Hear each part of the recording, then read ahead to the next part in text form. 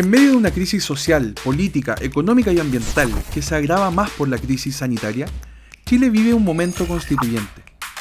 Queremos conocer a los y las convencionales de todas las regiones, sus historias, sus ideas y su conexión con el territorio. Hablar del desafío del diálogo en este proceso que busca construir un nuevo pacto social. Bienvenidos y bienvenidas a Conversaciones por el Diálogo.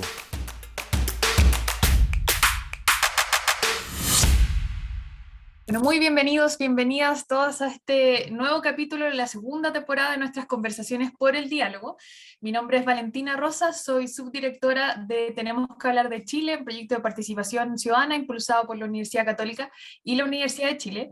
Y hoy estaremos conversando con Raúl Celis, tendremos el placer de escucharlo, de conocerlo un poco más, a este convencional constituyente por el Distrito 7 de la región de Valparaíso, que representa a las comunas de, las voy a decir todas porque vale la pena contar todas las comunas que representa acá Raúl Celis, comunas de Viña del Mar, Algarrobo, Valparaíso, Cartagena, Casablanca, Concón, San Antonio, El Quisco, El Tao, Isla de Pascua, Juan Fernández y Santo Domingo. Muy bienvenido, Raúl, a este espacio de conversación. ¿Cómo estás?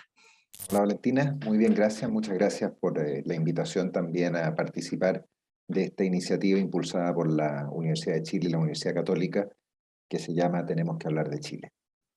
Perfecto, muchas gracias por su tiempo. Queríamos partir por conocer su historia. ¿Quién es Raúl? ¿Dónde creció? ¿A qué se dedicó antes de ser convencional? ¿Cuáles son las cosas? Ojalá más allá del currículum también. Bueno, yo nací en Viña del Mar y he vivido toda mi vida en Viña del Mar, dividiendo mi tiempo con Valparaíso, porque en la etapa universitaria estudié en la Universidad. Bueno, ingresé y pasó una cosa rara, porque ingresé a la Universidad de Chile, sede de Valparaíso, y en ese mismo verano la universidad cambió de nombre y se transformó en Universidad de Valparaíso. Eso fue el año 81.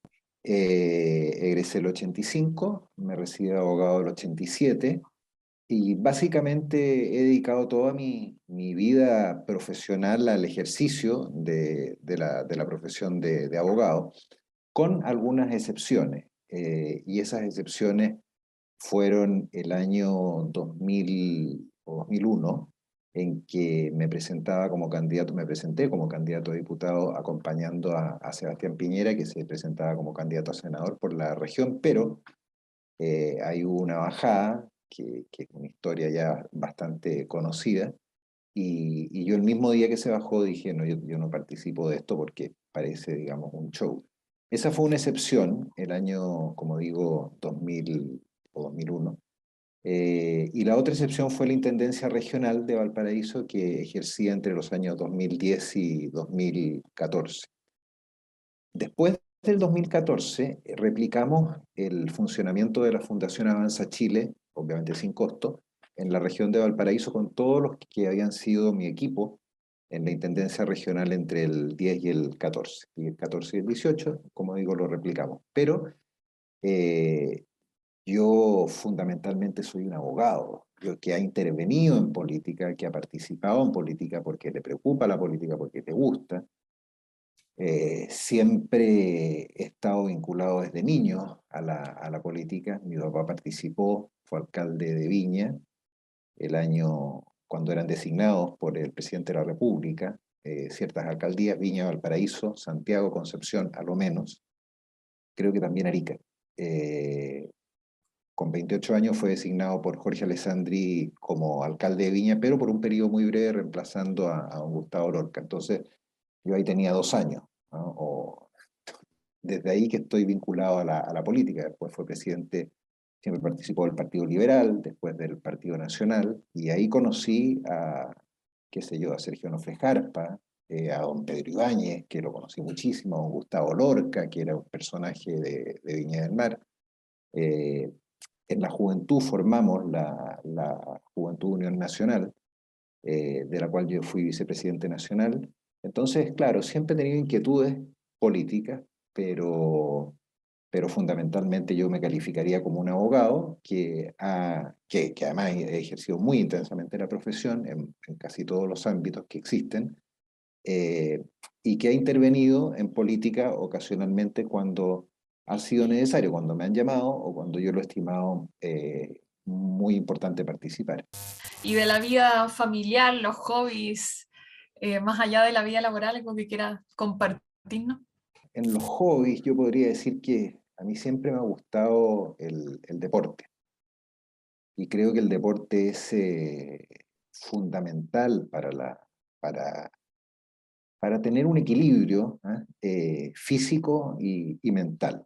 Entonces, toda mi vida he practicado pero una cantidad de deportes, no sé, fútbol, por supuesto, muchísimos años, hasta que en los últimos años he jugado menos porque claro, la posibilidad de lesiones.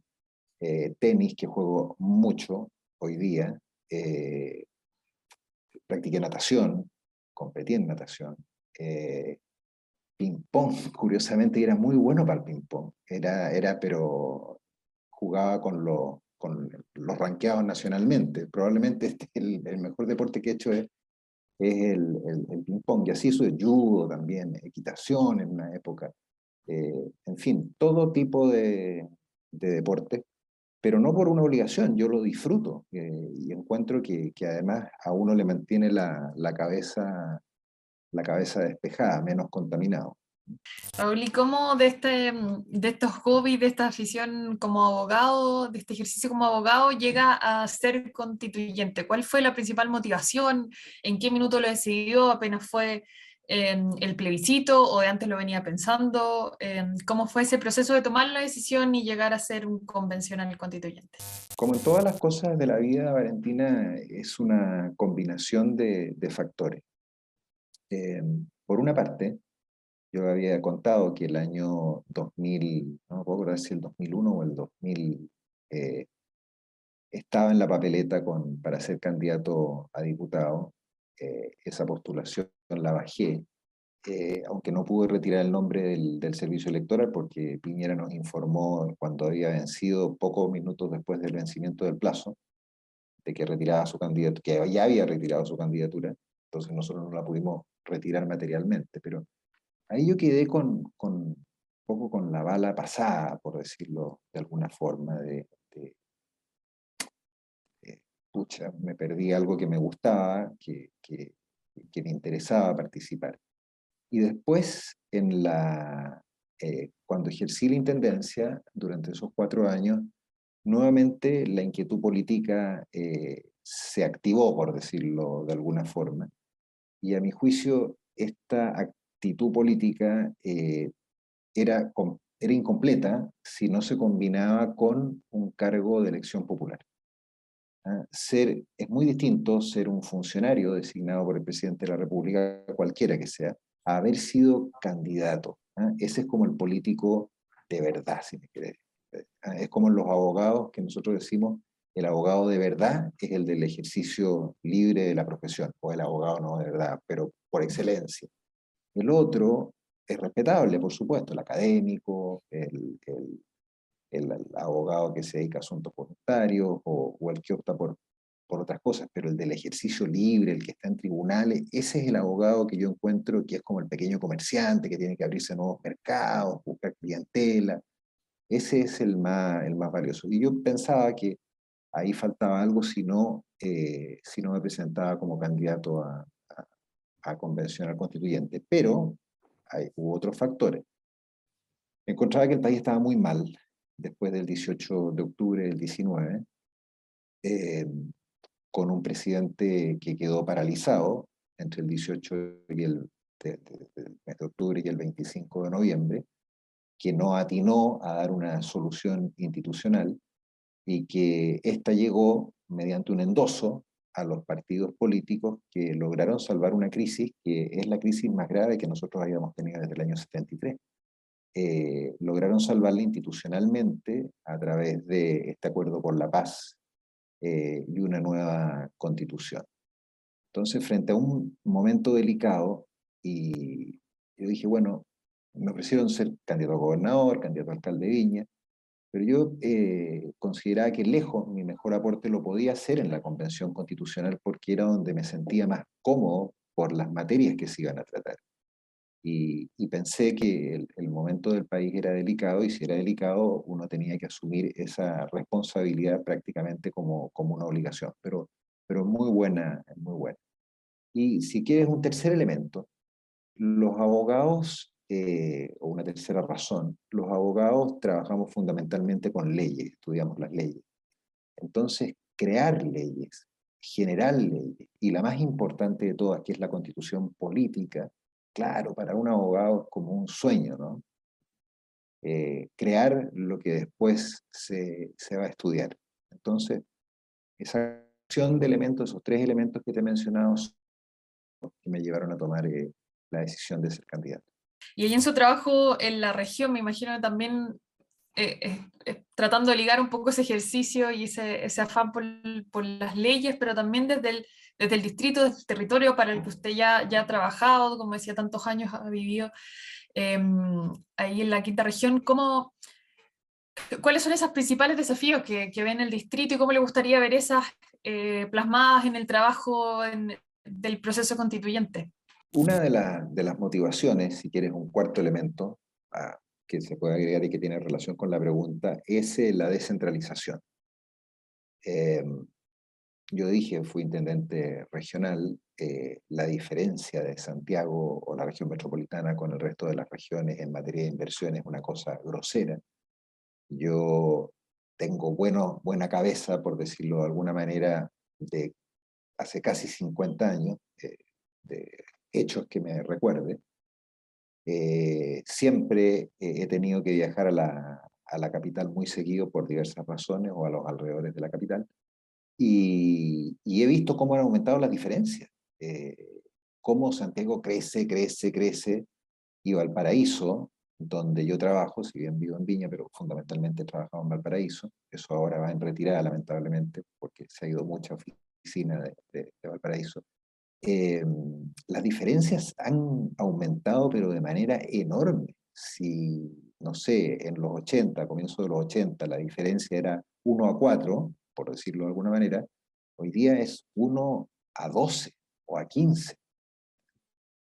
Entonces, ahí hay un elemento que yo creo que es vital, que esta constitución política refleje bien los aspectos de descentralización. ¿Y por qué creo que lo puede hacer? Porque, bueno, primero somos muchos más los convencionales de regiones que los de Santiago, y segundo porque esto no es una carrera política, nosotros no nos vamos a reelegir.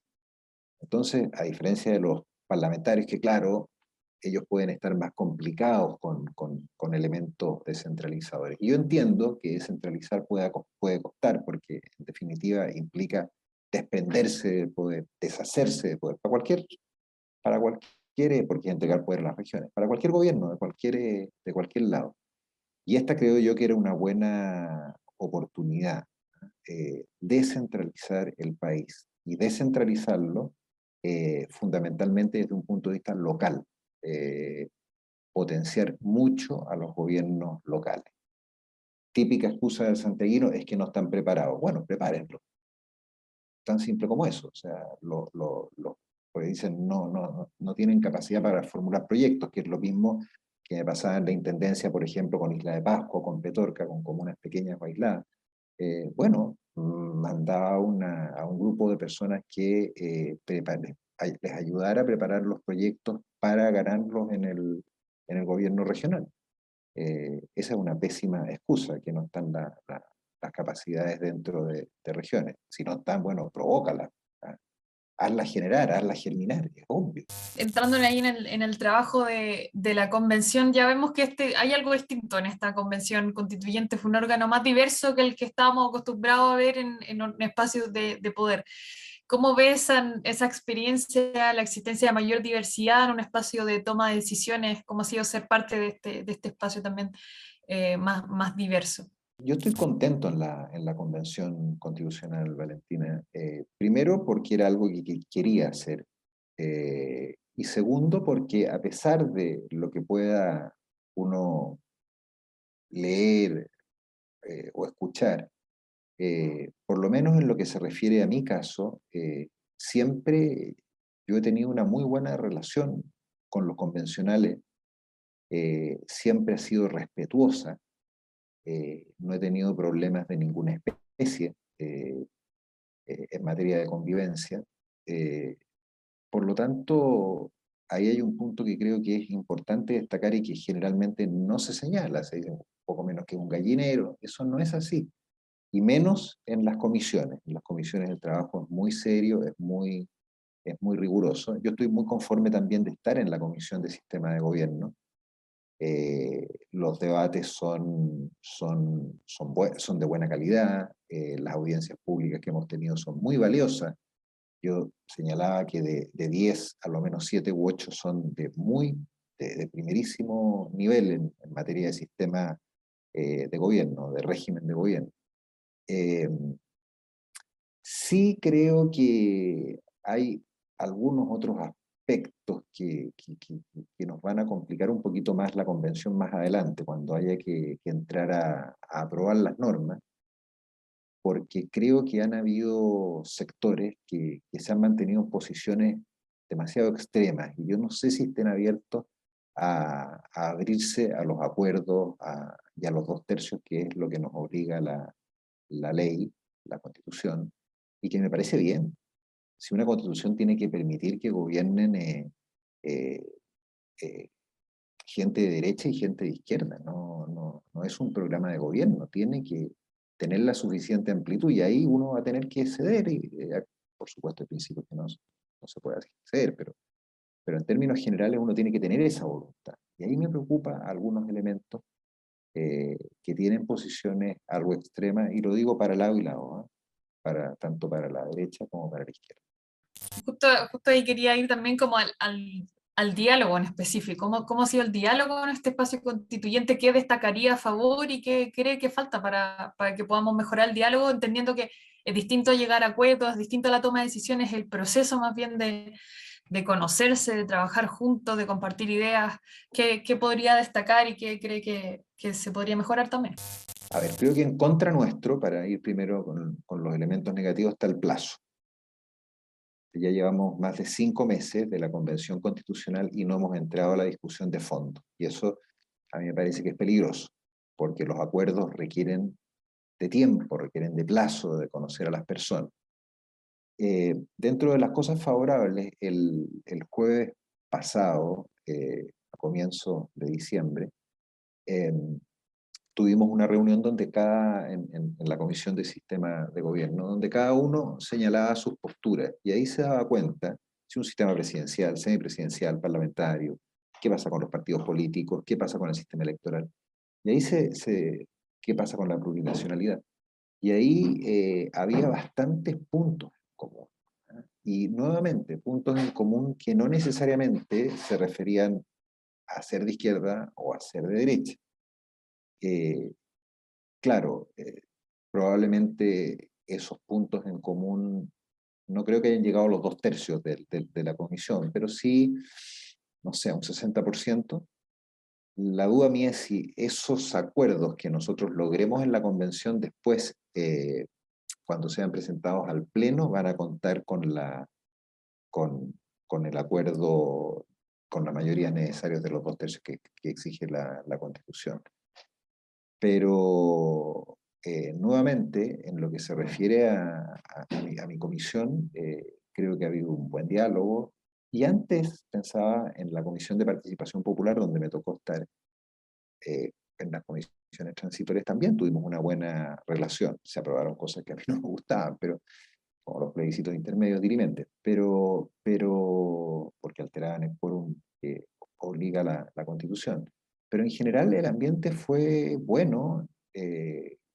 Las votaciones, muchas fueron por unanimidad, otras fueron con, con diferencias, digamos, con diferencias altas, sobre todo los últimos artículos.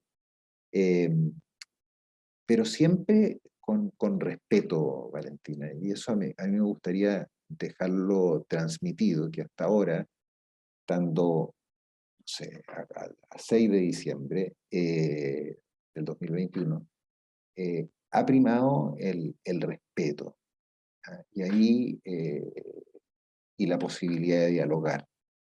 Quizás cuando en el momento de la votación no siempre se refleja eso.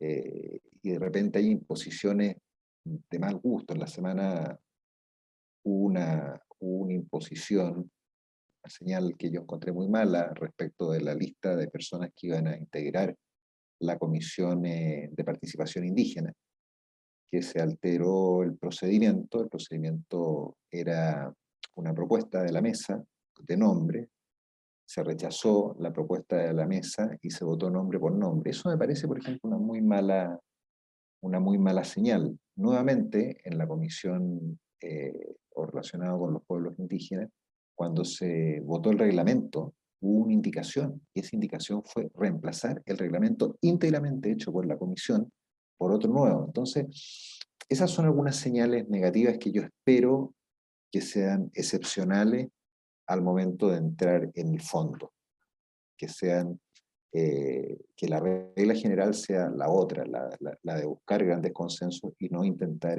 imponer determinada normativa. Y curiosamente las dos han tenido que ver con los pueblos indígenas, los dos ejemplos.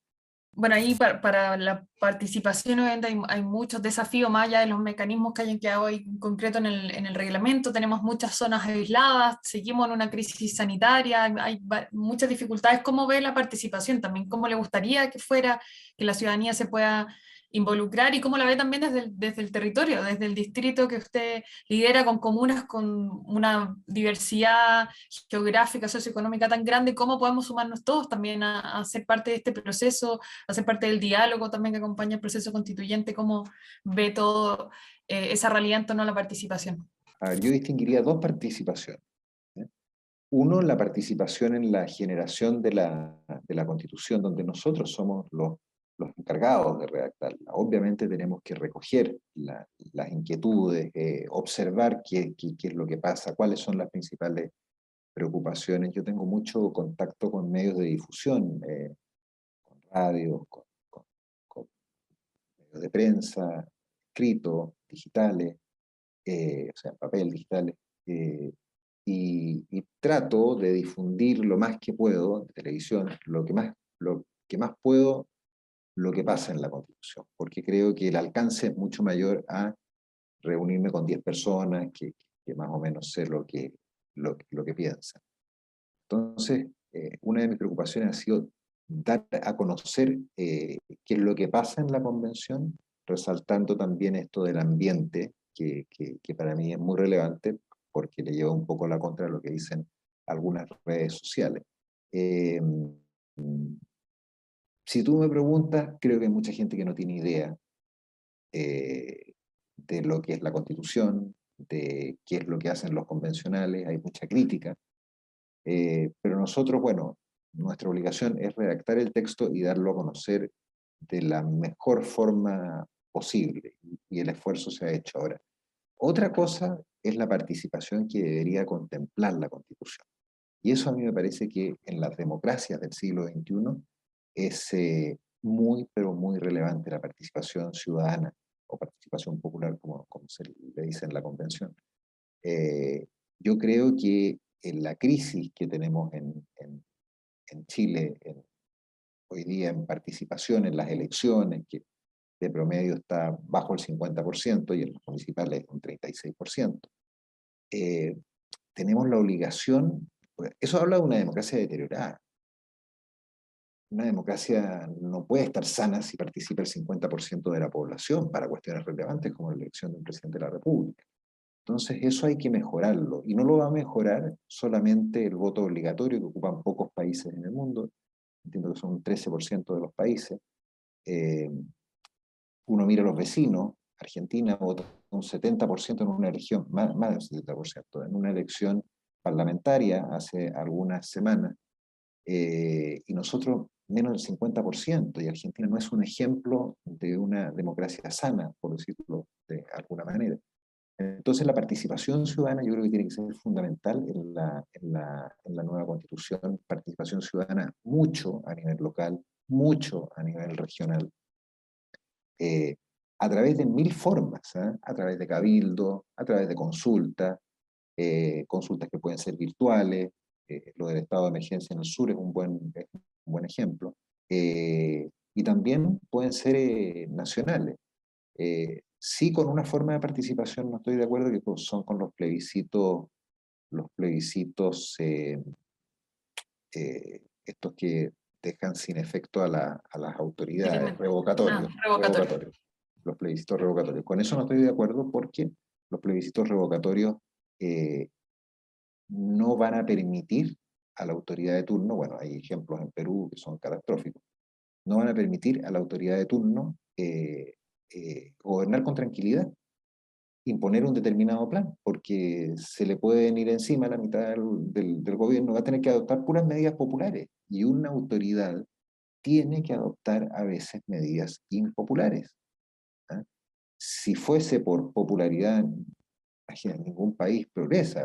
A uno lo eligen para que ejerza posiciones de liderazgo, confíen en ese liderazgo, creen que ese liderazgo está adoptando las medidas que son necesarias para el progreso de la comuna, de la región, del país, y por lo tanto tener esta amenaza, esta guillotina del plebiscito revocatorio me parece una mala idea. Pero la participación ciudadana, a mi juicio, es fundamental para recuperar el respeto por la democracia y revalorizar también a las instituciones que hoy día están bastante de capa caída. Ya me quedan las últimas dos preguntas, ya vamos terminando. Quería preguntarle, cuando usted partió con este trabajo, con querer ser candidato, me imagino había una serie de propuestas, hay un programa de qué es lo que quería. Hoy día que ya estamos en 5 meses de trabajo constitucional, si tuviera que una cosa, una cosa de las ideas con las que usted partió, que aquellos que estaban en su programa, aquello que usted quiere impulsar, una cosa que le gustaría que quedara en la convención, ¿cuál sería y por qué? Tuviera que optar por una cosa, obviamente la descentralización. Si este país es asfixiante, la gente que vive en Santiago no se da cuenta, pero es un infierno Santiago. El, el, el estado de ánimo de la gente, de los conductores, el ambiente en el metro, yo me movilizo bastante en el metro, es una atmósfera poco sana la que hay en Santiago. Es un mundo que, que, que no sé, a mí no me gustaría vivir por ningún motivo en Santiago. Y eso creo yo y esto corre para los barrios más modestos como para los más altos. Pues ahí el ejemplo es muy bueno, el ejemplo de los barrios altos donde se compran tremendos automóviles, vehículos, ¿verdad? Casi como por protección, para estar protegidos. También te habla de que no es del todo grato vivir en una ciudad donde tienes que tener demasiada protección. Bueno, yo eso lo relaciono con la descentralización. Ojalá que una de las lecciones que entregue la pandemia y el trabajo telemático sea esto de permitir vivir más alejados del centro del país. Entonces la descentralización sería una aspiración para mí clave, y eso se manifiesta en muchos aspectos. Y ahí, por ejemplo, en materia de impuestos, creo que hay mucho espacio por donde avanzar, impuestos regionales, que industrias que provocan externalidades en las regiones, en las ciudades, bueno, que esas externalidades sean compensadas. Eh, entonces, si tuviera que quedarme con una, probablemente me quedo con esa. Y si tuviera Perfecto. que quedarme con un poquito más para no dar un lugar tan común, creo yo y esto me recuerda un poco de cuando yo era chico, bien chico, eh, la libertad de enseñanza y el derecho a la educación son cuestiones fundamentales. En una sociedad diversa como la que tenemos hoy día en Chile, nunca yo había visto una sociedad más diversa como la que hemos tenido en los últimos años, producto de las inmigraciones, ¿verdad?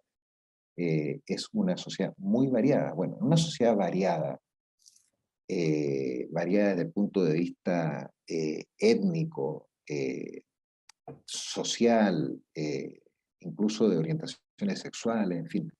Es natural la existencia, que se acepte la existencia de proyectos educativos diversos.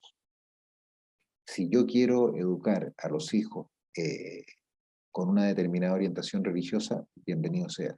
Si lo quiero orientar por eh, una educación que apunte más a la cultura, en fin, bienvenido sea. Pero no puede haber exclusividad. En una sociedad diversa hay que diversificar lo máximo posible, reconocer todas esas distintas identidades que conviven hoy día en el país. Por eso, cuando a mí me preguntan de la plurinacionalidad, yo digo, en principio sí, yo estoy de acuerdo con que hablemos de plurinacionalidad, la consagremos el principio de la Constitución, ya veremos cuál es el contenido exacto, pero esa diversidad tiene que manifestarse en otros ámbitos. No puede ser en algunos sí y en otros por ningún motivo.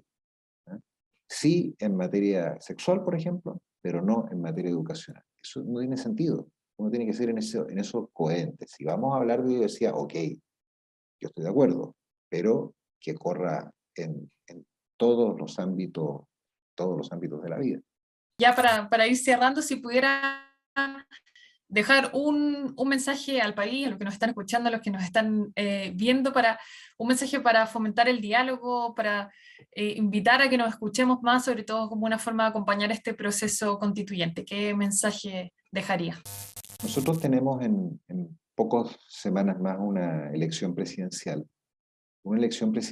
donde se van a enfrentar dos mundos opuestos, dos polos opuestos, dos formas de ver la sociedad de manera completamente diversa. Lo ideal para mí habría sido que hubiese sido una elección con más propuestas de centro, ¿eh? Pero no, nos va a tocar elegir entre dos posiciones más extremas. Bueno, independientemente del resultado de esa elección, donde ambas candidaturas yo espero que en los próximos días vayan confluyendo al centro, porque en definitiva votaron por ellas poco más del 50% de la población y participó el 50% de la población, por lo tanto, entre las dos tienen un 25% de la población juntas, ¿no? Las dos candidaturas juntas. Bueno, independientemente que esas dos candidaturas o quien gane la presidencia pueda confluir un poco más al centro, yo tengo la percepción de que Chile no está tan polarizado. Eso lo veo en la Convención Constitucional, lo veo en la calle. Yo nunca he tenido, bueno, cuando estuve en la intendencia alguna vez, pero pocas veces tengo problemas en la calle y me conocen harto porque he estado muchos años metido en política, en desplazarme de un lado a otro sin caminando, porque camino mucho. Y mi percepción es que Chile no está polarizado, son las élites las que están polarizadas. Entonces, lo que yo dejaría es lo siguiente, vamos a tener que elegir entre dos candidaturas que son bastante extremas, aunque yo espero que vayan confluyendo al centro. Independientemente de eso, creo que salga quien salga, uno tiene que insistir en dejar los extremos, en olvidarse de las polarizaciones. Las polarizaciones no le hacen bien a una sociedad. Nadie es dueño de la verdad. Yo puedo tener una posición, pero puedo estar equivocado. Y la persona que tiene un pensamiento político distinto lo hace de buena fe. Yo no tengo por qué ser el dueño de la verdad.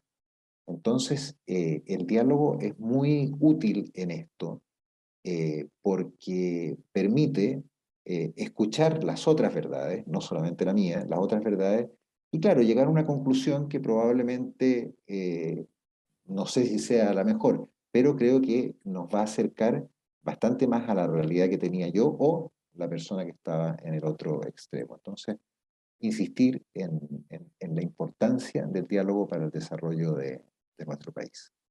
Bueno, muchas gracias, Raúl. Con eso terminamos, cerramos nuestra entrevista, nuestras conversaciones por el diálogo, donde hemos estado hablando y vamos a seguir conversando con convencionales constituyentes, donde queremos conocer su experiencia, el trabajo que han realizado hasta ahora, también la parte más humana y su visión sobre el diálogo en este proceso político tan clave para el país. Así que lo invitamos a seguirnos ahí en estas conversaciones por el diálogo en YouTube, en Spotify, y muchas gracias, Raúl, de nuevo por este espacio. No, gracias a ustedes y a esta iniciativa de las universidades chilenas que lideran la Católica y la Chile y que cumplen una misión, las universidades, fundamental, no solamente en educar, sino que en, en entregar contenido a aspectos tan importantes de la vida nacional como es una nueva constitución. Creo que eh, la educación, por supuesto, no se limita a la formación de una persona, sino que cumple muchas otras labores y dentro de esas labores a mí me parece que difundir la convención, el trabajo de la convención constitucional, lo que piensan sus miembros, es digno de alabanza.